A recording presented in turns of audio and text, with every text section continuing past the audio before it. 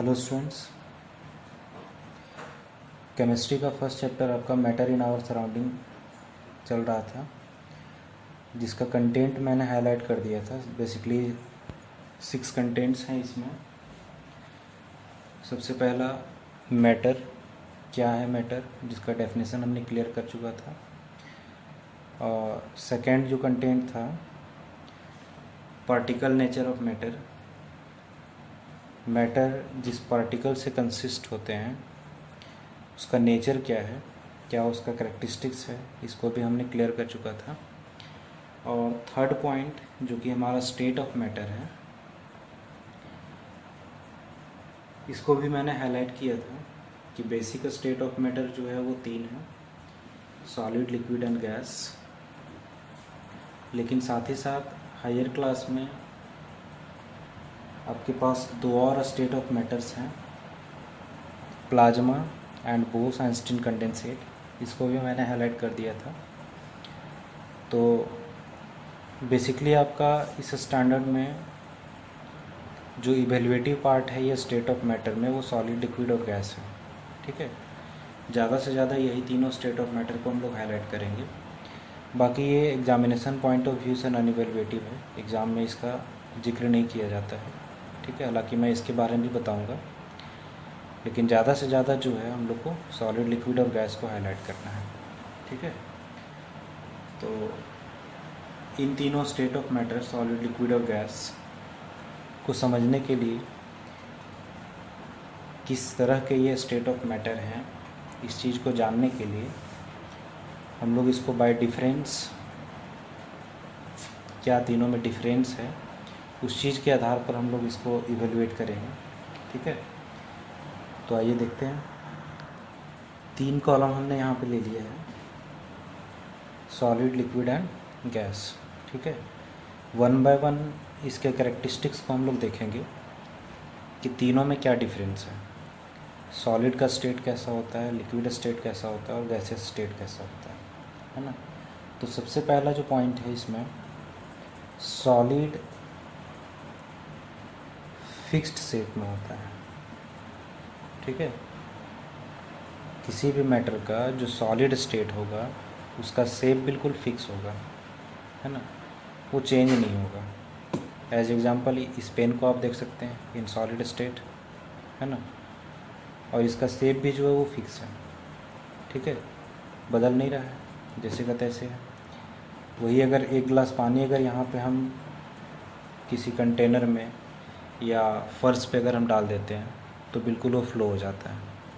और गैस का तो कहना नहीं है ना, अगर गैस कहीं से लीकेज हो जाए तो वो एटमॉस्फेयर में बिल्कुल फैल जाता है कि नहीं। तो लिक्विड और गैस का कोई फिक्स शेप नहीं होता है, लेकिन सॉलिड का जो है वो फिक्स शेप है। ठीक है, और साथ ही साथ इसका वॉल्यूम भी जो होता है वो डेफिनिट होता है।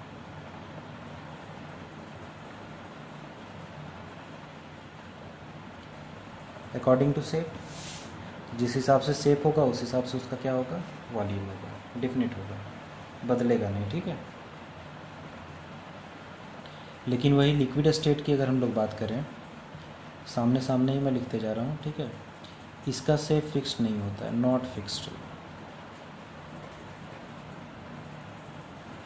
ठीक है, अगर किसी जार में आपका पानी रखा हुआ है ना, मान लीजिए अगर किसी मग में अगर आपका पानी है, ठीक है, और उस मग के पानी को आप उड़ेल देते हैं ग्लास में, तो पानी अभी मग में था तो उसी के शेप में वो था। ठीक है, लेकिन जैसे ही उस पानी को हम ग्लास में डालें वो अपना शेप बदल दिया। मग के शेप में था लेकिन अब वो ग्लास में ग्लास के शेप में है। ठीक है, तो लिक्विड स्टेट में जो मैटर होते हैं उसका कोई फिक्स शेप नहीं है, जिस कंटेनर में उसको रख दिया जाए वो उसी का शेप ले लेते हैं। ठीक है,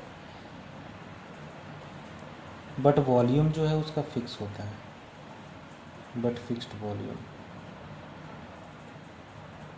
शेप फिक्स नहीं होगा लेकिन वॉल्यूम जो है वो उसका फिक्स होगा। ठीक है, जिस क्वांटिटी में उसको हम मेज़र करेंगे, जिस क्वांटिटी के हिसाब से उसको हम मेज़र करेंगे, उसके हिसाब से उसका वॉल्यूम जो है वो क्या होगा, फिक्स होगा, ठीक है। लेकिन गैसियस स्टेट की बात करें तो ना ही इसका फिक्स शेप होता है और ना ही इसका फिक्स वॉल्यूम होता है, ठीक है। इसको हम लोग ऐसे लिखेंगे, neither fixed shape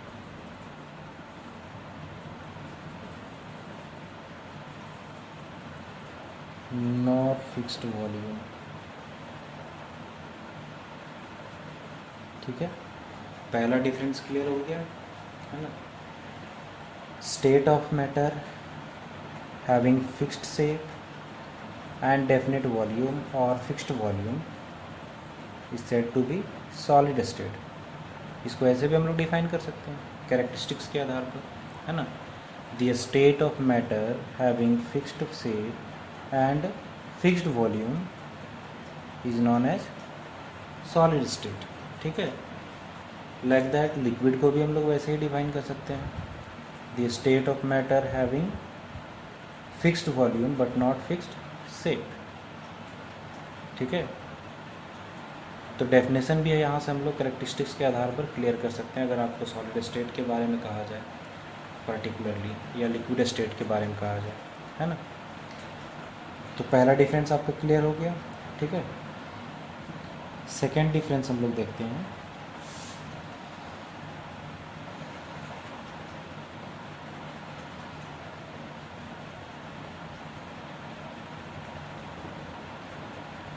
constituent particles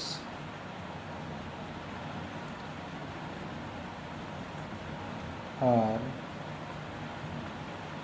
very closely packed। जिस पार्टिकल से मिल करके ये सॉलिड स्टेट बना हुआ है, जिस मैटर का सॉलिड स्टेट है ना, वो पार्टिकल जो है वो काफ़ी क्लोजली पैक्ड होते हैं, ठीक है। पार्टिकल्स जो हैं वो सॉलिड स्टेट ऑफ मैटर के काफ़ी क्लोजली पैक्ड होते हैं, ठीक है।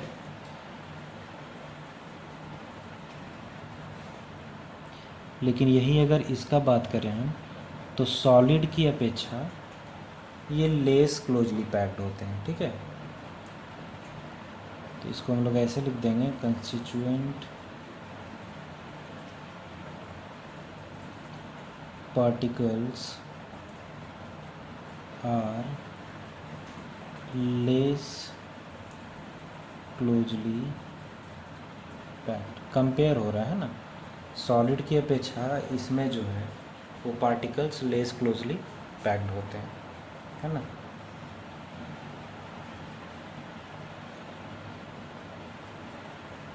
और गैस की अगर हम लोग बात करें तो कंस्टिट्यूएंट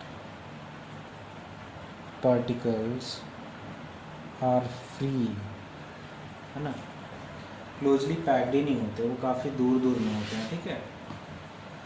इस वजह से अभी देखिए इस रूम में यहाँ पे एयर है, यहाँ पर भी एयर है, लेकिन किसी भी तरह का हमको मूवमेंट करने पे पता नहीं चल रहा है, ठीक है।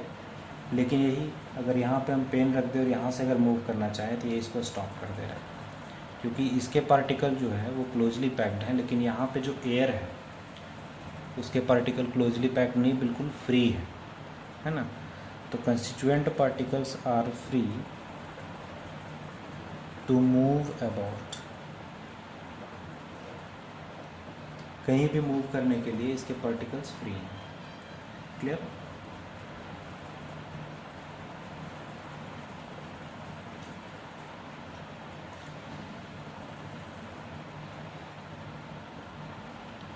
थर्ड, अब देखिए चूँकि इसके पार्टिकल्स जो हैं वो काफ़ी क्लोजली पैक्ड हैं, इस वजह से ये इनकम्प्रेसिबल होते हैं।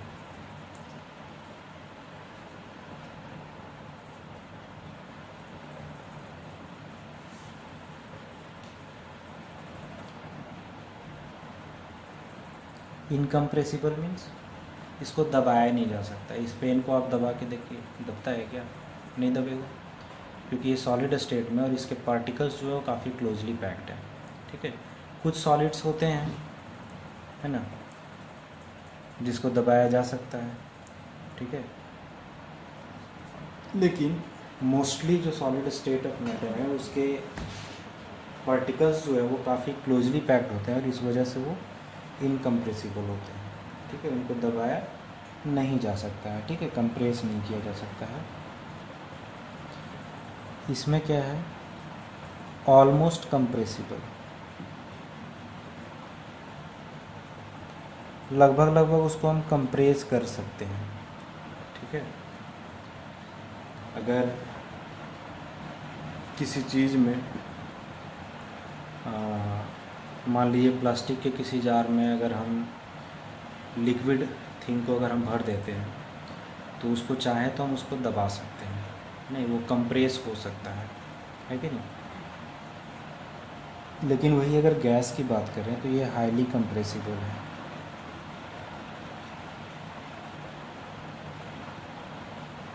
Highly compressible.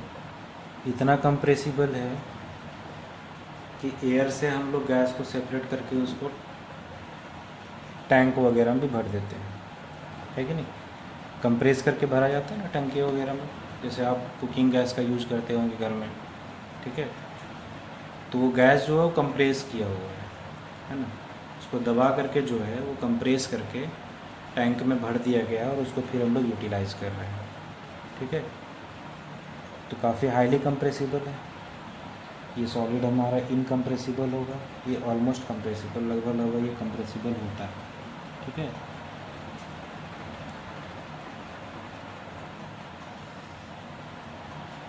Fourth difference,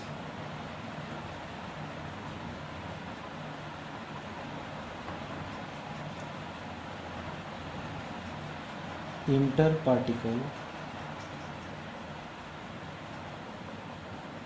forces of attraction. मैंने बताया था कि एक फोर्स ऑफ अट्रैक्शन से पार्टिकल्स जो है वो जुड़े होते हैं एक दूसरे से, ठीक है। तो सॉलिड स्टेट में inter particle force of attraction जो होता है वो काफ़ी स्ट्रांग होता है, ठीक है, और स्ट्रांगेस्ट। पार्टिकल्स के बीच में जो फोर्स ऑफ अट्रैक्शन है वो काफ़ी स्ट्रांग होता है सॉलिड में, इस वजह से वो काफ़ी मजबूत भी होते हैं, है ना, सॉलिड स्टेट। लिक्विड स्टेट की अगर हम लोग बात करें तो सॉलिड के अपेक्षा इसमें फोर्स ऑफ अट्रैक्शन जो है वो वीक होता है ना। Inter particle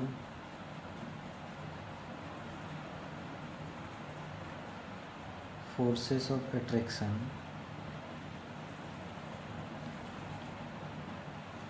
are weaker than solids। Solids की अपेक्षा इसमें जो फोर्स ऑफ अट्रैक्शन है वो लेस होता है, ठीक है, कम होता है, वीकर होता है। और गैस की अगर हम लोग बात करें तो चूँकि इसके कंस्टिट्यूएंट पार्टिकल्स जो हैं वो बिल्कुल फ्री होते हैं मूव करने के लिए, तो इसमें फोर्स ऑफ अट्रैक्शन भी जो है, जितना ज़्यादा फोर्स ऑफ अट्रैक्शन होगा उतना ज़्यादा क्लोजली पैक्ड होगा। तो चूँकि इसके पार्टिकल्स बिल्कुल फ्री हैं तो इसमें फोर्स ऑफ अट्रैक्शन भी क्या होगा, काफ़ी कम होगा, ठीक है।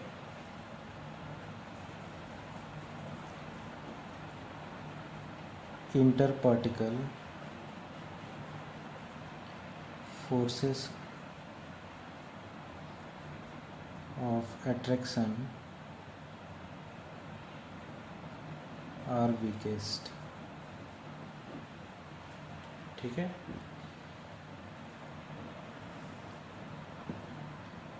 चलिए एक और डिफरेंस हम लोग लेते हैं। 5 डिफरेंसेस काफ़ी हैं स्टेट्स को डिफाइन करने के लिए, तो एक और हम लोग डिफरेंस इसमें ले लेते हैं। डेंसिटी, है ना, डेंसिटी जो है वो सॉलिड का काफ़ी हाई होता है क्योंकि इसके पार्टिकल जो है काफ़ी क्लोजली पैक्ड होते हैं, ठीक है। और चूँकि वॉल्यूम भी इसका डेफिनिट है, ठीक है, तो इस वजह से इसका डेंसिटी जो है काफ़ी हाई होता है।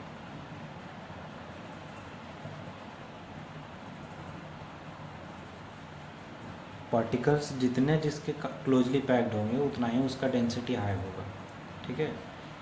तो सॉलिड के जो पार्टिकल्स हैं वो काफ़ी क्लोजली पैक्ड हैं, इस वजह से इसका डेंसिटी भी क्या होगा, हाई होगा, और इस वजह से ये डिफ्यूज़ नहीं कर सकते। डिफ्यूज़ करने का मतलब फैलते नहीं अपने आप, है ना।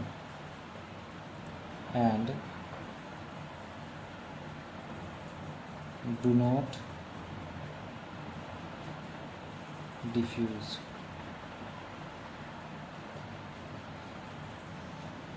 लिक्विड की अगर हम लोग बात करें तो इसके पार्टिकल जो है वो सॉलिड की अपेक्षा लेस क्लोजली पैक्ड है, तो डेंसिटी भी क्या होगा, सॉलिड की अपेक्षा लो होगा। ठीक है, तो density is lower than solids, और ये जो है वो डिफ्यूज हो सकते हैं। मैंने बताया ना कि अगर हम लिक्विड थिंग को अगर फर्श पे डाल दें तो वो बिल्कुल फैल जाएगा, है ना, क्योंकि उसमें फ्लूइडिटी होता है, वो बह सकते हैं, फैल सकते हैं। ठीक है, और वही गैस की अगर बात करें तो इसका डेंसिटी काफ़ी लेस होता है। ठीक है, डेंसिटी इज लिस्ट, लिस्ट मतलब बहुत कम। ठीक है, और ये भी डिफ्यूज़ कर सकते हैं क्योंकि डेंसिटी काफ़ी लो है। अगर आपके टैंक से गैस अगर लीक कर जाए तो कितना जल्दी वो आपके रूम में कवर कर लेगा, रूम में पूरे फैल जाएगा, ये आप इमेजिन भी नहीं कर सकते, है ना, क्योंकि डिफ्यूजन जो है वो सबसे ज़्यादा गैस में होता है, उससे कम लिक्विड में, और सॉलिड में तो डिफ्यूजन होता ही नहीं है।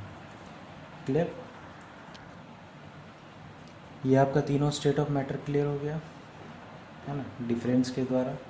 बेसिकली आपका एग्जामिनेशन में जो है वो क्वेश्चन डिफरेंस ही पूछता है ना, तो 5 डिफरेंसेस मैंने दिया है। ठीक है, इनफ है स्टेट को समझने के लिए भी और एग्जामिनेशन पॉइंट ऑफ व्यू से भी। ठीक है, चलिए 2 और आपका स्टेट ऑफ मैटर है, उसको भी मैं थोड़ा सा हाईलाइट कर देता हूँ, है ना।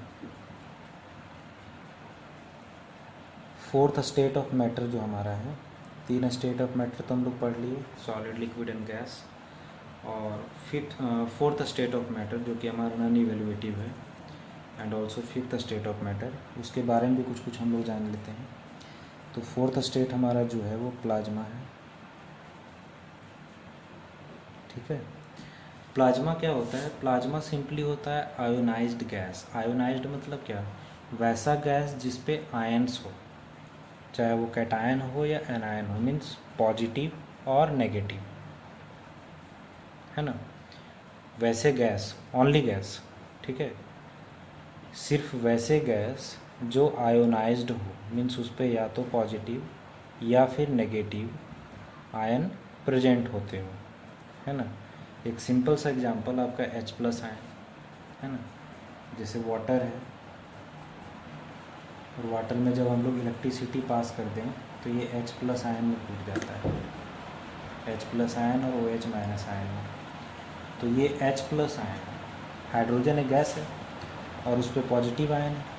ठीक है, तो इसी तरह के और भी जो गैसेस हैं जो आयोनाइज्ड होते हैं, जिस पे किसी भी तरह के आयन्स प्रेजेंट होते हैं, उसी तरह के आयोनाइज्ड गैस बेसिकली हमारा प्लाज्मा स्टेट ऑफ मैटर है।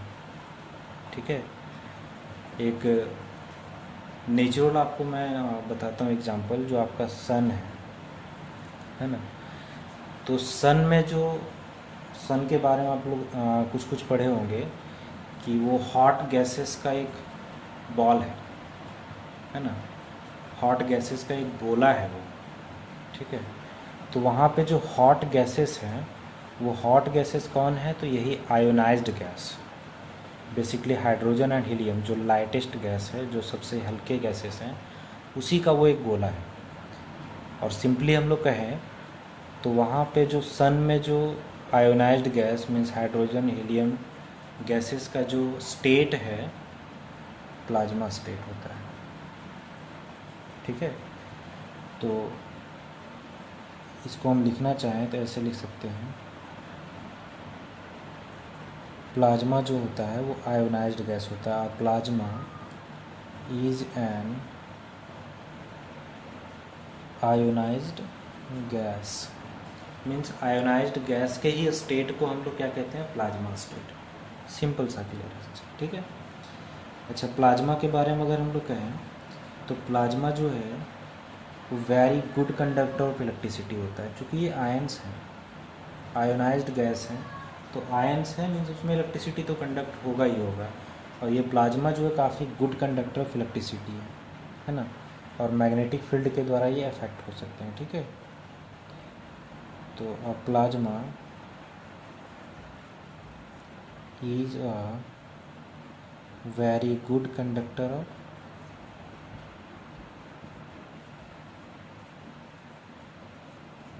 इलेक्ट्रिसिटी, ठीक है। एक और चीज़ मैंने बताया आयोनाइज्ड गैस, तो बेसिकली ये गैस है, और गैस के बारे में हम लोग यहाँ पीछे पढ़ चुके हैं कि इसका ना ही फिक्स वॉल्यूम होता है और ना ही फिक्स सेफ होता है, ठीक है। तो प्लाज्मा लाइक गैसेस, ये भी तो एक आयोनाइज्ड गैस ही है। तो like gases have an indefinite shape and an indefinite volume. वही चीज़ है, indefinite shape and indefinite volume, मतलब ना ही फिक्स शेप है और ना ही फिक्स वॉल्यूम है, ठीक है। प्लाज्मा क्लियर है ना। फिफ्थ स्टेट ऑफ मैटर हमारा जो है बोस आइंस्टीन कंडेंसेट, ठीक है। तो Bose Einstein condensate simply arise कब होता है, जब टेम्परेचर काफ़ी लो हो जाए, है ना, और प्रेशर काफ़ी इंक्रीज कर दिया जाए, ठीक है। Means high pressure and very low temperature पे ये बोस आइंस्टीन कंडेंसेट अराइज होता है, ठीक है। जिसमें जो पार्टिकल्स हैं, ठीक है, वो सॉलिड से भी ज़्यादा क्लोजली पैक्ड होते हैं, है ना। क्योंकि हम लोग जानते हैं कि कभी भी हम लोग कूल करेंगे तो कूल करने पे जो इंटरचेंज होता है स्टेट, वो सॉलिड में ही होता है, और यहाँ पे टेम्परेचर जो है काफ़ी लो है और प्रेशर काफ़ी हाई है।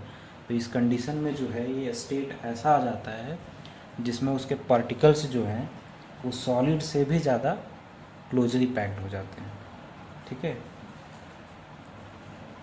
इसको हम लोग शॉर्ट में कहते हैं BEC, बोस आइंस्टीन कंडेंसेट। इसको हम लोग शॉर्ट में लिख रहे हैं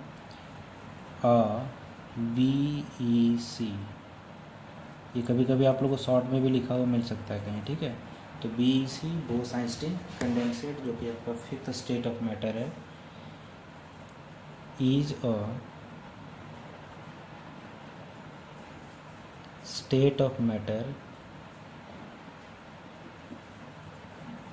that can arise at very low temperature, very low temperature, है ना, काफ़ी कम टेम्परेचर पे ये हमारा स्टेट ऑफ मैटर अराइज होता है, ठीक है।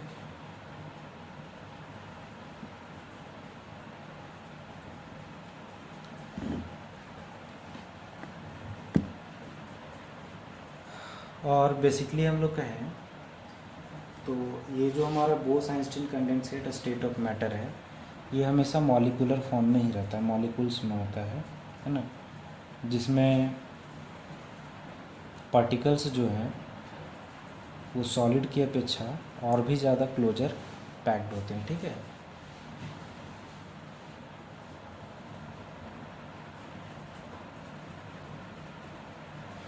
The BEC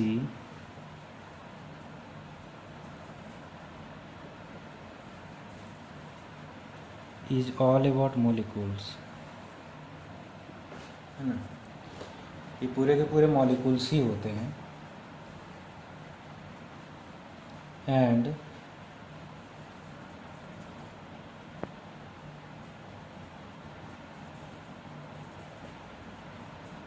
the particles are much closer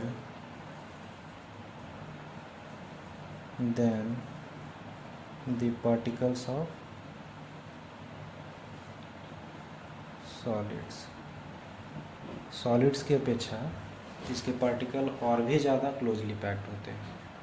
ठीक है, तो ये फिफ्थ 5 स्टेट ऑफ मैटर है जिसमें हाईलाइटेड जो आपका होगा वो सॉलिड, लिक्विड एंड गैस होगा। इसको आप लोग ज़्यादा हाईलाइट कीजिएगा। बाकी जानकारी के लिए मैंने इन दोनों स्टेट ऑफ मैटर को भी डिस्कस कर दिया है ना, इसको भी ध्यान में रखना है।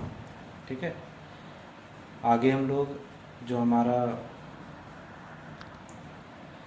4th कंटेंट है, interchange in state of matter, है ना, solid to liquid, liquid to gas और सॉलिड टू डायरेक्टली गैस। इस तरह के हम लोग इंटरचेंज जो है मैटर के स्टेट में, इसके बारे में लोग डिस्कस करेंगे। ठीक है, आज के लिए इतना ही। Thank you.